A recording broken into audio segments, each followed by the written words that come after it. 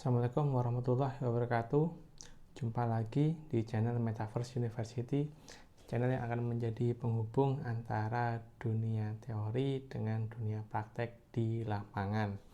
Nah, untuk kesempatan kali ini saya ingin mengajak teman-teman berdiskusi mengenai bagaimana cara menghitung penghasilan neto untuk wajib pajak orang pribadi.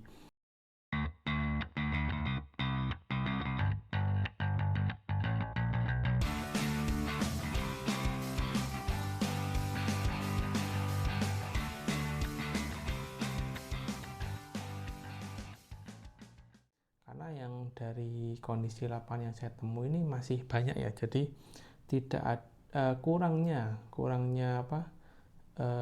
penjelasan atau contoh real antara peraturan dengan implementasi di lapangan. Karena kan dengan kondisi zaman yang sekarang tuh sudah sangat wajar ya, satu keluarga itu suami istri bekerja, sama-sama bekerja. Ini bagaimana pelaporan pajaknya, karena kan satu keluarga itu kan family tax unit ya, jadi satu kesatuan. Nah, itu bagaimana pelaporan pajaknya. Atau suaminya karyawan, istrinya punya usaha seperti itu, atau suaminya aja yang bekerja tapi di dua perusahaan, atau suaminya bekerja sebagai karyawan plus juga punya usaha. Jadi dari kondisi lapangan itulah saya berinisiatif membuat video ini dengan harapan sebagai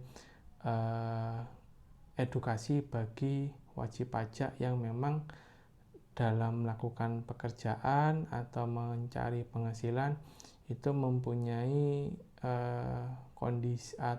kondisi yang tidak hanya dari satu kerjaan sebagai pegawai saja gitu. Itu variasi-variasi itulah yang ingin saya coba edukasi. Begini loh kalau Anda mau mencari penghasilannya dengan kombinasi suami istri bekerja atau bekerja sebagai karyawan dan juga punya usaha dan lain-lain. Itulah yang ingin saya edukasi kepada wajib pajak semua. Oke,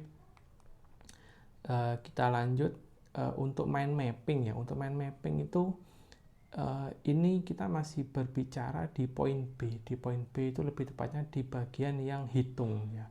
Jadi jangan sampai teman-teman semua dalam menghitung pajak yang harus dibayar itu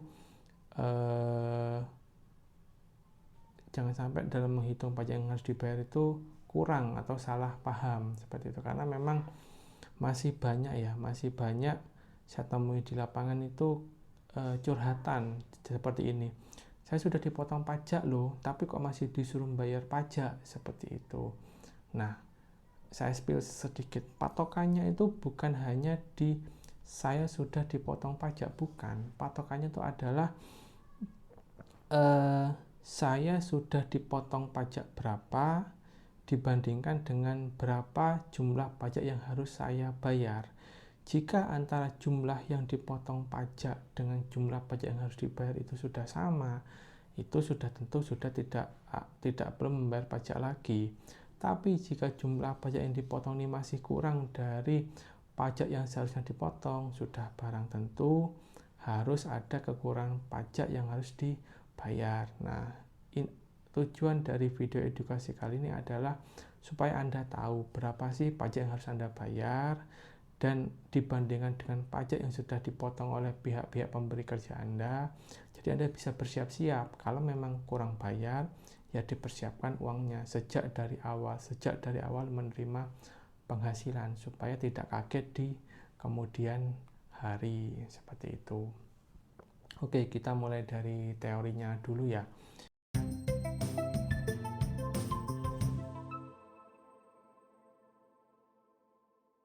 Di teorinya itu adalah jenis-jenis pekerjaan di Indonesia itu, jika saya kutip dari berita99.co itu sangat banyak. Ini saya hanya ngambil contoh 35 jenis pekerjaan, mulai dari guru, arsitek, nelayan, perawat, dokter, bidan, pemadam kebakaran, dan sampai dengan desainer, notaris, drafter, tukang kayu, satpam. Dan di situ juga ada di dalamnya PNS, pegawai bank, dan segala macamnya seperti itu. Nah, orang sangat mungkin lah yang pekerjaannya ini dikombinasi pagi sampai sore, mungkin karyawan kantoran, sore sampai malam dia punya usaha sampingan. Ya namanya orang kan untuk memenuhi penghasilannya kan beda-beda caranya ya, seperti itu. Oke, kita coba bahas jenis-jenis pekerjaan menurut aturan pajak. Secara garis besar, pekerjaan menurut aturan pajak itu dibagi 3, yaitu pegawai, pekerjaan bebas, dan kegiatan usaha. Oke, kita mulai dari pegawai. Kalau pegawai itu adalah orang pribadi yang bekerja baik sebagai pegawai tetap atau pegawai tidak tetap berdasarkan perjanjian atau kesepakatan kerja, baik secara tertulis maupun tidak tertulis, untuk melaksanakan suatu pekerjaan dalam jabatan atau kegiatan tertentu dengan memperoleh imbalan yang diterima atau diperoleh berdasarkan periode tertentu, penyelesaian pekerjaan, atau ketentuan lain yang ditetapkan pemberi kerja, termasuk orang pribadi yang melakukan pekerjaan di instansi pemerintah. Hal ini diatur di pasal 1 angka 9 PMK nomor 168 tahun 2023. Sedangkan untuk pekerjaan bebas adalah pekerjaan yang dilakukan oleh orang pribadi yang mempunyai keahlian khusus sebagai usaha untuk memperoleh penghasilan yang tidak terikat oleh suatu hubungan kerja. Hal ini dijelaskan di pasal 1 angka 8 PMK 168 tahun 2023. Sedangkan untuk kegiatan usaha saya mengutip dari Undang-Undang Nomor 1 tahun 1987 mengenai Kamar Dagang dan Industri. Usaha adalah setiap tindakan, perbuatan, atau kegiatan apapun dalam bidang perekonomian yang dilakukan oleh setiap pengusaha untuk tujuan memperoleh keuntungan atau laba, seperti itu ya. Jadi garis besarnya ini 3, nanti teman-teman bisa memilih sendiri atau memilah. Saya ini termasuk yang pegawai saja, pekerjaan bebas saja, kegiatan usaha saja, atau dikombinasi. Cara menghitung pajak yang terutang untuk orang pribadi, kan video kali ini kan saya fokus ke orang pribadi ya, karena memang sudah mau musim SPT, musim lapor SPT, supaya tidak bingung sebagai panduan bagi wajib pajak untuk melaporkan SPT-nya. Jadi paling tidak kan ada 3 jenis ini. Pertama, wajib pajak orang pribadi yang melakukan kegiatan usaha atau pekerjaan bebas menggunakan pembukuan. Lalu yang di tengah itu adalah wajib pajak orang pribadi yang melakukan kegiatan usaha atau pekerjaan bebas menggunakan pencatatan. Dan yang paling pinggir adalah wajib pajak orang pribadi yang pegawai, seperti itu. Jadi ini kalau memang berdiri sendiri-sendiri ya, itu. Oke, ini saya bikin semirip mungkin supaya teman-teman bisa membedakan di poin mana ada perbedaannya. Untuk baris pertama dari 3 jenis pekerjaan ini, untuk baris pertama dari 3 cara menghitung ini masih sama, semuanya masih berbicara mengenai penghasilan bruto atau istilahnya omset. Lalu yang kedua yaitu pengurang penghasilan bruto. Kalau yang melakukan kegiatan usaha atau pekerjaan bebas yang menggunakan metode pembukuan, di situ wajib pajak dituntut untuk bisa menghitung, merekap, dan mempunyai arsip atas HPP, harga pokok penjualannya berapa, biaya pegawai, biaya pegawai ini biaya untuk menggaji pegawai itu berapa, dan biaya operasional berapa. Sedangkan yang untuk menggunakan pencatatan itu tidak dituntut untuk harus tahu atau harus mengarsipkan berapa biaya HPP, biaya pegawainya, dan biaya operasional. Kalau untuk pegawai, pengurangnya itu adalah biaya jabatan, iuran pensiun, dan zakat. Sehingga setelah dikurangi pengurang penghasilan bruto akan diperoleh penghasilan neto. Kalau untuk penghasilan neto untuk yang melakukan pembukuan ya berarti formulanya bruto dikurangi penghasilan, seperti itu. Tapi kalau untuk yang norma itu sudah persentase. Jadi penghasilan brutonya berapa, nanti untuk penghasilan netonya itu sudah ada aturannya di Peraturan Dirjen Pajak Nomor 17 Tahun 2015. Kalau untuk jenis pekerjaan ini normanya berapa, seperti itu. Kalau ambil contoh, kalau dokter tuh 50%. Jadi misalnya penghasilan brutonya 1 miliar, penghasilan netonya sebesar 50% kalikan 1 miliar, yaitu 500 juta. Tanpa dituntut atau tanpa memperhitungkan HPP-nya berapa, biaya pegawainya berapa, dan biaya operasionalnya berapa. Kalau untuk pegawai formulanya sama, yaitu penghasilan bruto dikurangi pengurang penghasilan yang tadi. Kan kalau untuk pegawai kan sudah tahu berapa biaya jabatannya, berapa iuran pensiunnya, berapa zakatnya sesuai dengan bukti potong 1721 A1 yang dikeluarkan oleh perusahaan gitu.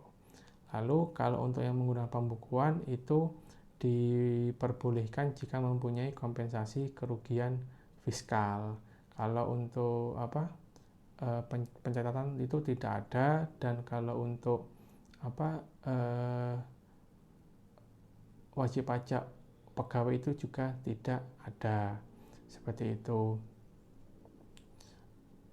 Lalu untuk PTKP itu juga sama, selama itu orang pribadi, jadi mempunyai pengurang berupa penghasilan tidak kena pajak tergantung statusnya TK0, K0, K1 dan sampai dengan K3. Lalu sehingga dihasilkan hasil akhir berupa penghasilan kena pajak. Nah, kalau sudah penghasilan kena pajak, semuanya sama. Tarifnya menggunakan tarif pasal 17 dengan beberapa layer. Seperti itu. Jadi teman-teman perlu memilah, saya ini masuk yang mana. Jangan sampai salah rumus. Kalau dari segi bagan mungkin bisa digambarkan bagan seperti ini. Semuanya itu pasti akan berujung bagaimana menentukan penghasilan neto. Yang kerjaannya pegawai juga butuh untuk menghitung penghasilan neto, untuk yang melakukan pekerjaan bebas juga butuh untuk menghitung penghasilan neto, dan yang melakukan kegiatan usaha juga berkebutuhan untuk menghitung penghasilan netonya berapa. Kalau untuk yang pegawai ya udah langsung berdasarkan 1721 A1 atau A2 yang dikasihkan oleh perusahaan atau tempat bekerjanya. Sedangkan untuk pekerjaan bebas maupun kegiatan usaha masing-masing mempunyai opsi untuk bisa melakukan pembukuan maupun pencatatan, seperti itu. Kalau menggunakan pembukuan itu sesuai dengan laporan keuangan, kalau dengan pencatatan sesuai dengan normanya berapa yang diatur dalam Dirjen Pajak, seperti itu. Jadi teman-teman harus bisa memposisikan diri, saya ini berada di mana untuk menghitung pajaknya, jangan sampai salah gitu. Nah, kalau kewajiban pembukuan ini diatur di mana sih? Jadi diatur di PMK nomor 54 tahun 2021, ya di situ berbunyi adalah pasal 2 ayat 1, wajib pajak orang pribadi yang melakukan kegiatan usaha atau pekerjaan bebas dan wajib pajak badan di Indonesia wajib menyelenggarakan pembukuan, seperti itu. Jadi kondisinya defaultnya wajib pajak orang pribadi yang melakukan kegiatan usaha maupun kerjaan bebas dan WP badan itu wajib menyelenggarakan pembukuan. Itu defaultnya kondisinya seperti itu. Tapi di pasal 2 ayat 2 dijelaskan lagi, ada loh yang tidak diwajibkan melaksanakan pembukuan, artinya dikecualikan dari kewajiban menyelenggarakan pembukuan sebagaimana dimaksud dalam ayat 1. Tetapi wajib melaksanakan pencatatan. Siapa saja orang-orangnya? Pertama, wajib pajak orang pribadi yang melakukan kegiatan usaha atau pekerjaan bebas yang sesuai dengan ketentuan peraturan perundang-undangan di bidang perpajakan diperbolehkan menghitung penghasilan neto menggunakan norma perhitungan penghasilan neto. Artinya, jika pekerjaan teman-teman di situ memang termasuk pekerjaan yang diatur oleh aturan pajak, ada normanya, berarti boleh melakukan pencatatan, tidak harus melakukan pembukuan, seperti itu. Itu opsi ya. Kalau teman-teman masih mau melakukan pembukuan boleh-boleh saja. Contohnya itu adalah dokter, pengacara, pekerja seni, itu ada normanya masing-masing. Jadi bisa milih, saya misalnya dapat penghasilan kotornya sekian gitu loh. Katakanlah penghasilan kotor dalam setahun itu 1 miliar. Dari 1 miliar ini kalau teman-teman memang merasa saya mampu melakukan pembukuan, silakan saja melakukan menggunakan pembukuan dalam melaporkan SPT tahunannya. Tapi memang jika dirasa saya lebih mudah menggunakan norma, monggo saja menggunakan norma itu. Lalu yang berikutnya adalah wajib pajak orang pribadi yang tidak melakukan pekerjaan bebas atau tidak melakukan kegiatan usaha. Jadi kalau memang dia cuma orang kantoran saja, full pegawai saja, ya berarti tidak wajib melakukan pembukuan. Lalu yang ketiga adalah wajib pajak yang memenuhi kriteria tertentu. Nanti saya jelaskan lagi siapa saja yang memenuhi kriteria tertentu ini. Jadi teman-teman sudah tahu ya, memang defaultnya melakukan pembukuan itu wajib, tapi ada beberapa kondisi yang memang diperbolehkan untuk tidak melakukan pembukuan. Nah, tadi kan di poin sebelumnya sudah dijelaskan yang tidak diwajibkan melakukan pembukuan berarti boleh menggunakan norma. Siapa saja dan harus seperti apa sih penggunaan norma tersebut? Oke, kita jelaskan. Wajib pajak orang pribadi yang melakukan kegiatan usaha atau pekerjaan bebas sesuai dengan ketentuan peraturan perundang-undangan perpajakan diperbolehkan menghitung penghasilan itu dengan menggunakan norma. Hal ini dengan syarat sebagai berikut. Yang tadi itu diatur di dalam pasal 2 ayat 2 ya.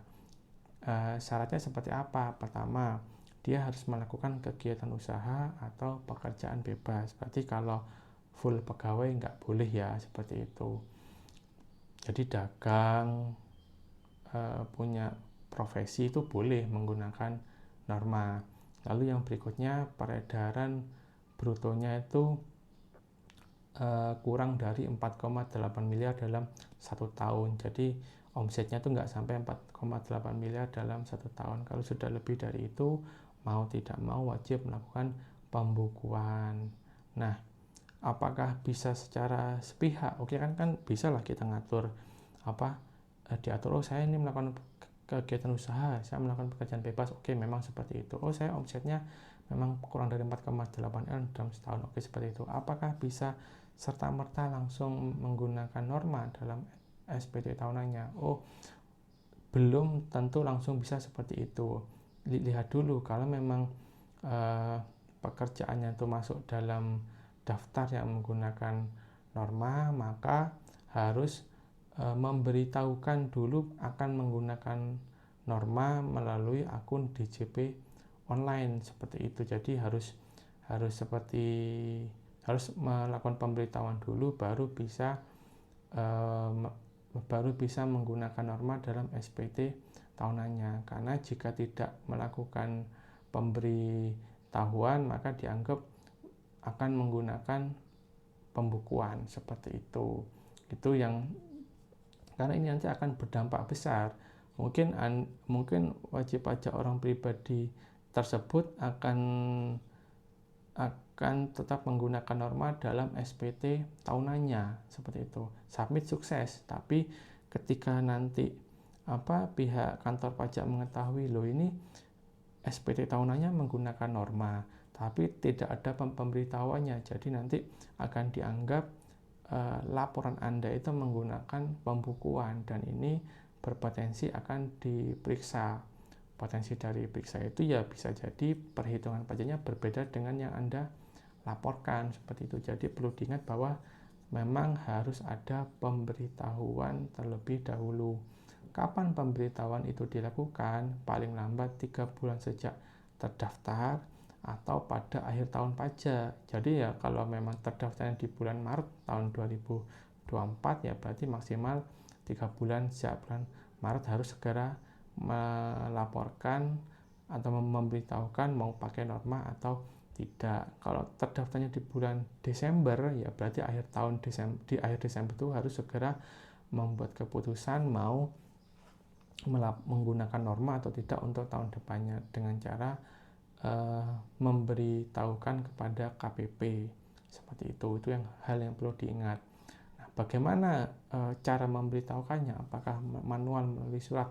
Oh tidak, cara memberitahukannya melalui akun DJP online masing-masing wajib pajak orang pribadi, yaitu dari menu layanan, lalu klik KSWP.